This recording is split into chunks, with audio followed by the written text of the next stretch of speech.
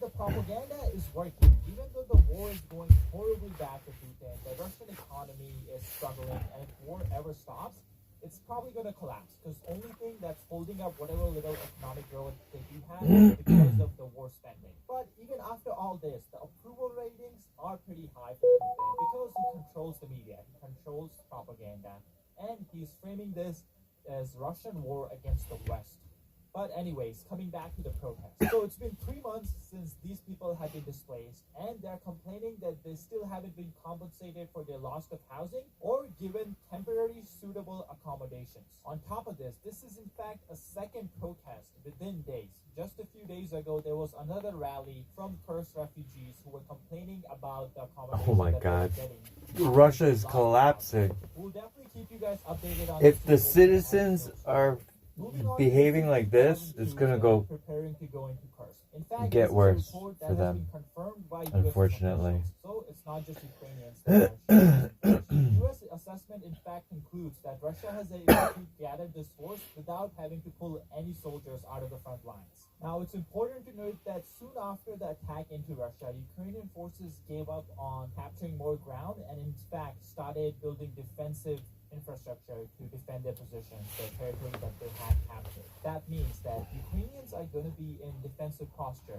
That would make it harder for Russians to take back ground, which means Russians and North Koreans, I guess, will suffer heavy losses, but I guess that's something they're probably fine with. Just looking at the front lines in the Ukraine, Russia is losing on average 1,200 soldiers a day. So it's not like Russia is not okay with losing soldiers.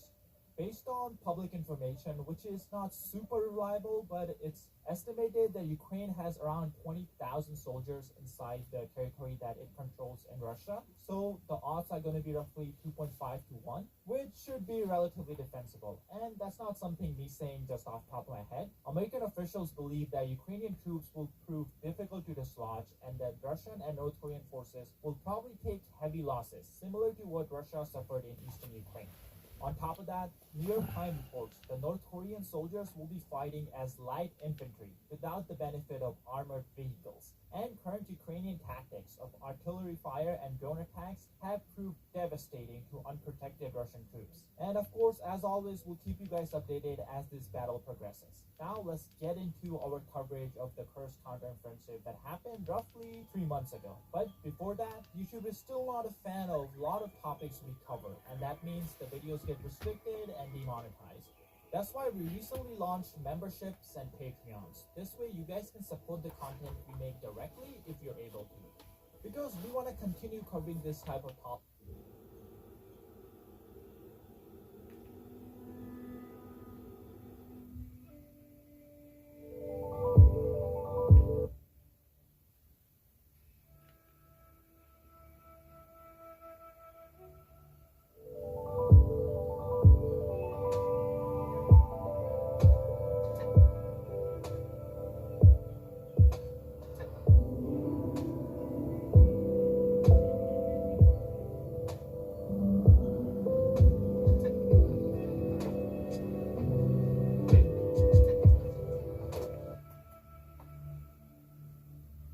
This is not the end of our story. Together, we take our freedom! No, I don't need her to save me. Again. You might want to hold on.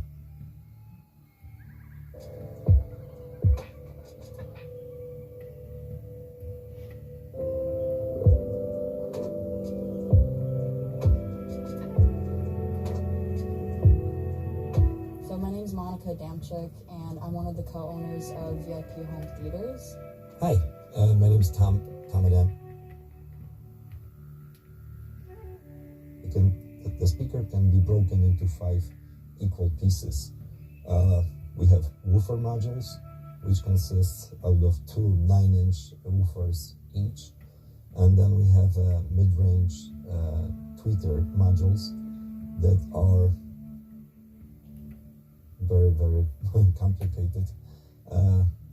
We have placed the tweeter in light of the mid-range driver and created somehow a concentric planar driver. I know there's no such thing, but we somehow succeeded, and we complemented it with a very, very sophisticated guide, separate for tweeter and separate for mid-range. The results are just outstanding. You have to hear it. I've been in this business for almost 40 years, and so far this is the best sounding speaker that I've heard in my life, and I've heard a lot of speakers, so I know it's a lot, but you're welcome to come by and just experience it for yourself. They can be finished pretty much any way client wants. The sides are made out of steel. They can be either powder coated or like automotive finish, like pictured. And we can also do carbon fiber or veneers.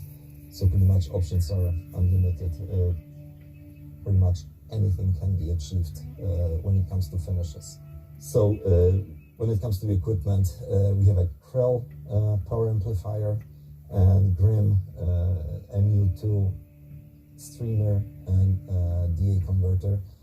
And we are proud to announce that we will be partnering with Synergistic Research, and we will be bringing in their top-of-the-line cables to complement our speakers. They are not here yet, but this lounge will be called Synergistic Research Sound Lounge. So I'm really, really excited to bring in their, equipment. Is just something that hopefully bring this to unprecedented levels. So this should be the best combination of speakers and cables and all the equipment associated with it. And to complement our floor standing model, we have developed in-wall speakers. We have two in-wall speakers right now. One is full range and one is limited range for theater application. We have another line of speakers that are mostly designated for Atmos, and we have also two different subwoofers. One is called Giga Mini, and it's not that mini, it's 18-inch, and it has 2000 watts of power. It can be configured in many, many different ways. We built enclosures custom, so it can be fitted into pretty much any space. And we also have a huge subwoofer that is called Giga Sub, and it features a 30-inch membrane and almost 20,000 watt amplification. It's capable of 160 plus dBs of sound pressure, so a monster. So let me just show you where they are so we can take a look at them. Right, so one quick clarification. I said that these were prototypes. Actually, they are our top-of-the-line model that we can make for you. It's fully customizable. It's modular, as I mentioned, and all the finishes are pretty much custom, so we can make them to anyone's liking.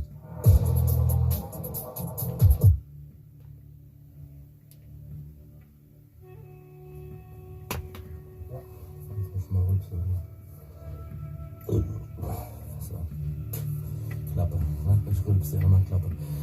Servus Sportfreunde, herzlich willkommen zu meinem neuen YouTube-Video. Markus Rühl schaut, ne? Ja, was schauen wir heute?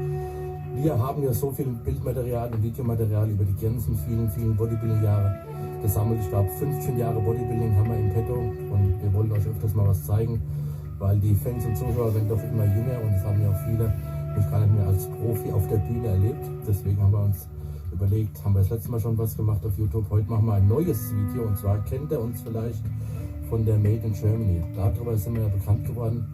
Rühl24 oder auch Markus Rühl. Mit dieser DVD sind wir ja viral gegangen. Die ist viele tausendmal verkauft worden in den USA, in die ganze Welt. Und wir haben uns gedacht, weil es viele Menschen gibt, die haben die DVD auch nicht gesehen, obwohl ihr die natürlich auch bei uns im Shop käuflich erwerben könnt. Jetzt nachher. Werden wir jetzt mal ungefiltertes und sehr hochqualitatives Material zeigen. Also das sind jetzt Aufnahmen, die es so nicht auf der DVD gibt, weil das wäre viel zu umfangreich. Wir haben überlegt, wir machen jetzt über die nächsten Folgen immer mal einen Trainingsausschnitt. Heute sind Schultern dran. Die Simone ist auch noch mit drauf, da war die Simone gerade in Vorbereitung für ihre zweite Meisterschaft war es. Das sah brutal aus und ich war in Vorbereitung, glaube ich, für die Night of Champions, wenn ich mich nicht täusche, 2002. Und ja, da sind wir beide sehr, sehr gut in Form. Ich war noch etwas fetter, als wir mir noch ein paar, ich glaube 4 oder 5 Wochen oder 6 Wochen zum Wettkampf waren. Simone war ganz kurz davor. Aber das ist jetzt alles aus dem Gedächtnis raus, genau weiß ich auch nicht mehr. Aber es sind spektakuläre Aufnahmen von unserem Training. Da ist auch nichts jetzt irgendwie geschnitten oder gestellt, sondern das war das reale Training. Und es ist mir ganz wichtig, dass das so gezeigt wird. Ja. Und habt viel Spaß dabei und genießt. Ich werde immer so ein bisschen meine Gedanken dazu einbringen und ich hoffe, dass ihr dann Spaß habt. So, Feuer frei. Markus Röhl. Also das Training Sportstudio Ottwald in Kelsterbach.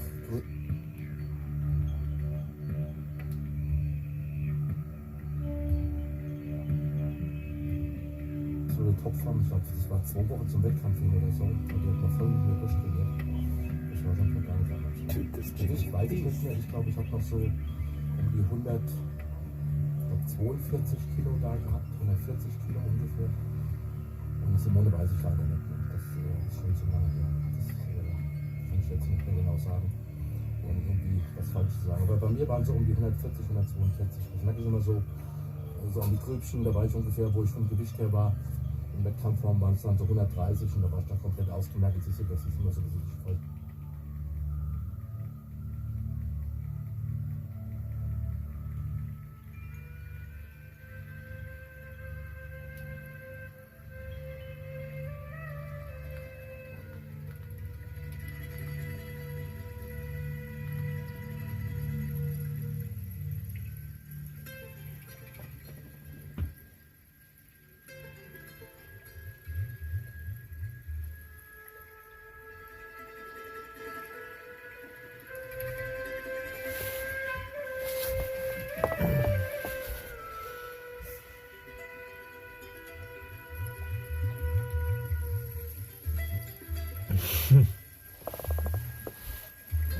Which one? This one? The Volvo? Or this one? Or those?